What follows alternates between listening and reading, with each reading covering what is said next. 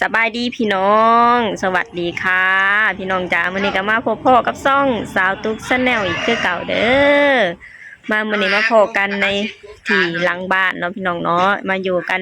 ในบรรยากาศที่เย็นๆหนาวๆเนาะพี่น้องเนาะมีแดดแต่ว่า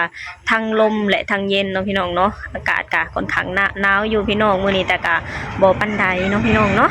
มาพี่น้องมามื้อนี้ก็คือหลังจากที่เสร็จสิ้นจากการเฮ็ดประตูหน้าบ้านเรียบร้อยแล้วเนาะพี่น้องเนาะทางพี่อ้ายของสตูเพิ่นก็จะสืบต่อกันเทบอนที่จะเอาประตูใส่เนาะพี่น้องเนาะคือเทร่องบอนที่จะเอาประตูใส่แล้วก็จะประกอบประตูแล้วเนาะพี่น้องเนาะเดี๋ยวเราไปเบิ่งกันพี่น้องว่าเพิ่นจะเริ่มจากใส่ก่อนเนาะพี่น้องเนาะไปพี่น้องเดี๋ยวเราไปเบิ่งกันเลยตอนนี้สางเฮากำลังเริ่มเทบอนดึงประตูเนาะพี่น้องเนาะ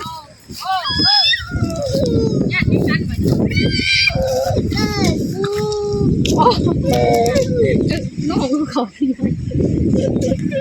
มันจะออกก็ได้แล้วก็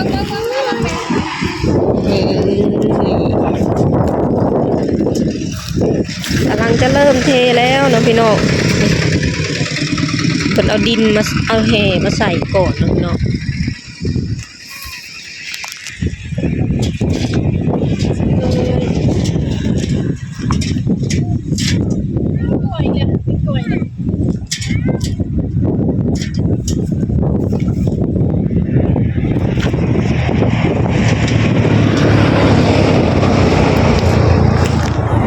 เอาแห่ใส่ไปนี่เลยดิอ๋อบันนั่นแล้วก็เทแล้วก็เอามาใส่ที่ไว้จันเทแล้วก็มาถอกใส่ที่อันนี้คือเห็ดให้มันซ้ำระดับกันกับที่ทางนั้นนะเจ้ออ๋อต่างลายผมทางนี้มันค่อยที่แรกนึกว่าเราสิเทแล้วสิเอาน้ำมาผสมอยู่นี่บ่แม่นวะ นี่พี่น้องอยู่ทางนี้มันสูงเนาะก็เลยเอาซีนมาใส่ให้มันเป็นระดับเดียวกันอันนี้คือเสาโซลาร์เซลล์ที่ของสตูกเด้อพี่น้องนี่เนี่ยสตูกซื้อมาจากฝั่งไทยเนาะพี่น้องเนาะตอนสตูกไปไทยมันกินนี่แหละมาพี่น้องตอนนี้ก็ผสมปูนไปเทใส่ล่างเนาะแม่นบ่ล่างใส่ล่างบนตั้งประตูเนาะพี่น้อง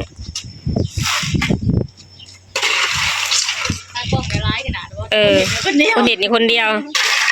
เขาไปเป็นกำลังใจสร้างกาไอ้ตีโตไปใช้บันไดเลยพี่น้องงานหลัดโตตลอดเลยแล้วจากตัวนี้ไปตัวนั้นแล้วจากตัวนั้นไปตัวนี้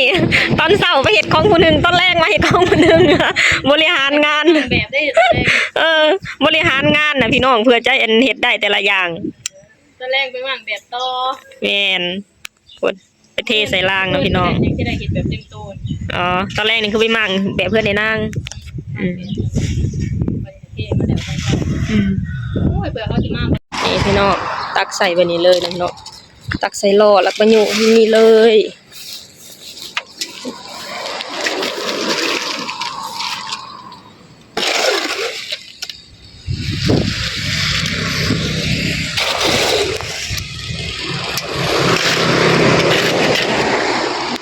นี่พี่น้อง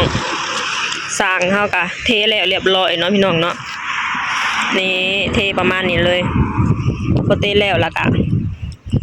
จะยกประตูมาใส่เลยเนาะพี่น้องนี่ใส่แบบนี้เลยอันนี้จงเล็กอันนี้ไว้เนาะพี่น้องเผื่อประคองบ่ให้เลาะตกเนาะพี่น้องเนาะเป็นประมาณนี้เลยแล้วเฮามาเบิ่งตอนที่ยกประตูขึ้นใส่กันเนาะพี่น้องเนาะแล้วเพิ่นก็แก้แบบแล้วนี่เป็นประมาณนี้เลยเนาะพี่น้องนี่พี่น้องตอนนี้ก็คือยกประตูมาใส่เรียบร้อยเนาะพี่น้องเนาะนี่เสร็จแล้วตอนนี้ก็คือยังถาแต่เอาเหล็กมาใส่กันบ่ให้ประตูล่มเนาะพี่น้องเนาะนี่คือจะเอาเหล็กมาใส่บอกนี่เนาะพี่น้องเนาะตอนนี้สร้างกำลังเฮ็ดอยู่เนาะพี่น้องเดี๋ยวมาเบิ่งตอนที่สร้างมาประกอบใส่เนาะพี่น้องเนาะเราจะมีประตูแล้วนี่เสร็จเรียบร้อยแล้วพี่น้องจะรอประคองประตูเนาะพี่น้องเพื่อบ่ให้ประตูล่มลบได้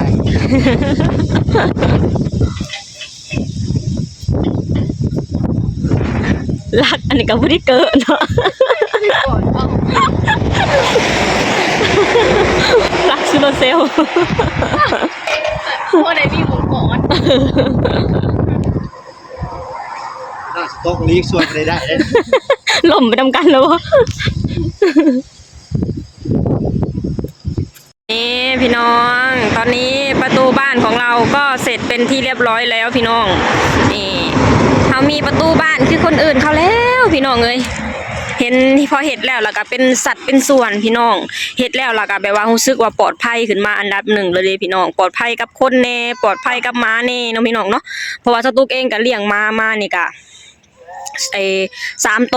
แต่ว่าถือรถตั้มนะ2 โตพี่น้องแต่ว่าตัวหนึ่งนะคือตายไข่เนาะพี่น้องเนาะอันนี้คือตัวที่4พี่น้องนี่ตัวดำๆเนี่ยอันนี้คือม้าของน้องทรายเด้อพี่น้องสตุกเลี้ยงต่อมาจากน้องเนาะพี่น้องเนาะแต่ว่าพอเลี้ยงครั้งนี้ก็คือแบบว่ารู้สึกแบบว่าปลอดภัยรู้สึกแบบว่าปลอดภัยขึ้นเนาะพี่น้องเนาะเพราะว่าเฮามีรั้วมีราวเรียบร้อยแล้วมีประตูเรียบร้อยแล้วเนาะพี่น้องเนาะอันนี้ก็คือเสร็จเป็นที่เรียบร้อยแล้วเนาะพี่น้องแต่ท่าซีพี่น้องพี่น้องอันนี้ก็คือบดอนเพิ่นมาเททางรถจักรผ่านเนาะพี่น้องเนาะเพราะว่าประตูของสตุกน่ะเฮ็ดประตูน้อยกับประตูใหญ่อยู่นำกันเลยเนาะพี่น้องเนาะบ่ได้แยกกันคือของเอื้อยของสตุกเนาะนี่อันนี้คือของเอื้อยของสตุกเพิ่นแยกแบบนี้เนาะพี่น้องแต่ว่าของสตุกน่ะบ่ได้แยกสตุกเฮ็ดประตูน้อยกับประตูใหญ่อยู่นำกันเลยเนาะพี่น้องเนาะมันก็เลยเป็นอันนี้ยกสูงขึ้นมาแบบนี้นะพี่น้องนี่มันก็เลยยกสูงขึ้นมาแบบนี้เฮ็ดให้รถจักรบ่สามารถผ่านได้เนาะพี่น้องเนาะนี่มันสิค่าหมงเล็กอันนี้บดอนก็เลยจะเอาปูนนะมาเทเนาะพี่น้องมาเทเพื่อพอให้รถจักรขับผ่านได้เนาะพี่น้องเนาะแล้วก็จะจงวางไว้ค่ะเขตเล็กนี่เนาะพี่น้องจะเทพังนี้แล้วก็มาพังนี้เนาะพี่น้องเนาะให้รถจักรผ่านได้และยามที่เพราะว่าส่วนมากนะจะบ่เปิดประตูใหญ่เนาะพี่น้องจะเปิดแต่ประตูน้อยเนาะพี่น้องเนาะถ้าหากว่าเปิดประตูใหญ่ดูร้ายก็บ่อยากเปิดบันไดพี่น้องเพราะว่ามันหนักนะพี่น้องสตูก็เลยบ่อยากเปิดประตูใหญ่ดูเนาะก็เลยเฮ็ดประตูน้อยใส่แล้วก็วันนี้ก็เป็นหน้าที่ของบดอนต่อพี่น้องคือมาเฮ็ดทางให้รถจักรผ่านได้เนาะพี่น้องเนาะเฮ็ดให้รถจักรผ่านแน่เฮ็ดให้คนผ่านแน่อะไรพี่น้องนี่อันนี้ก็คือประตูน้อยของสตูเดี๋ยวเฮามาเบิ่งตอนที่บดอนเพิ่นเทแล้วเนาะพี่น้องเนาะน้องเทประมาณนี้เลยเทพอให้มีทางรถจักรผ่านเนาะพี่น้องเนาะเทให้มันสูงขึ้นเป็นถึงเล็กที่มันขันไว้อะไรพี่น้องประมาณนี้เลย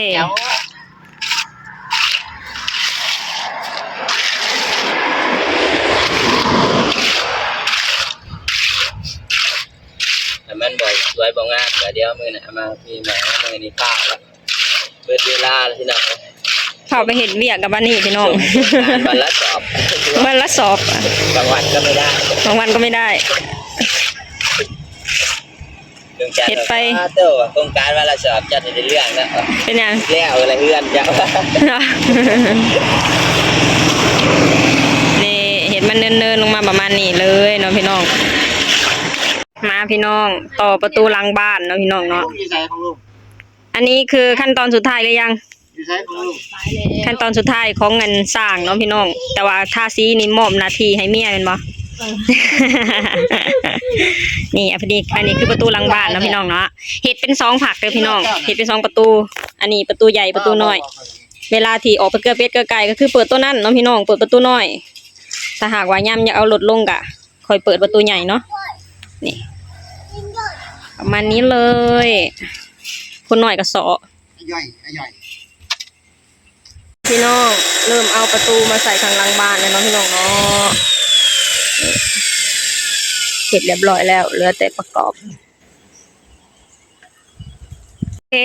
พี่น้องตอนนี้ก็คือหลังบ้านของสตูกะเสร็จไปเป็นที่เรียบร้อยแล้วเนาะพี่น้องประตูหลังบ้านของสตูกนี่เป็นประตู2 อันติดกันเลยเนาะพี่น้องเนาะมีบ้านใหญ่แล้วก็บ้านน้อยสตูกจะส่วนมากจะใส่แต่บ้านน้อยแบบนี้เนาะพี่น้องเนาะนี่ยามลงไปเกลือเป็ดเกลือไก่ลงไปฮดพักเนาะพี่น้องเนาะก็ใส่ประมาณนี้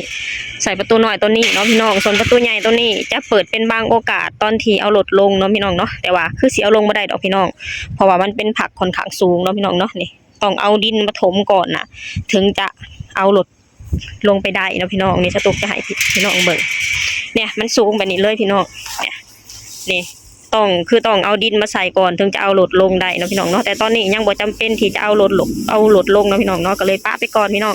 เฮ็ดไปทีละขั้นตอนพี่น้องเอ้ยตอนนี้ก็แล้วประตูไปกะสบายใจไปอีกขั้นหนึ่งพี่น้องเพราะว่ามันก็เริ่มแบบว่าเป็นสัดเป็นส่วนขึ้นเนาะพี่น้องเนาะทั้งงัวควายทั้งเป็ดไก่กะบ่ค่อยขึ้นมาวนบันไดเนาะพี่น้องเนาะนี่อันนี้ก็คือเสร็จเป็นที่เรียบร้อยแล้วพี่น้องเสร็จไปอีกขั้นตอนหนึ่งเนาะพี่น้องเนาะคอยเฮ็ดคอยสร้างไปทีละอย่างอะไรพี่น้องคือสตุกเองก็คือยังมีหลายอย่างที่รอ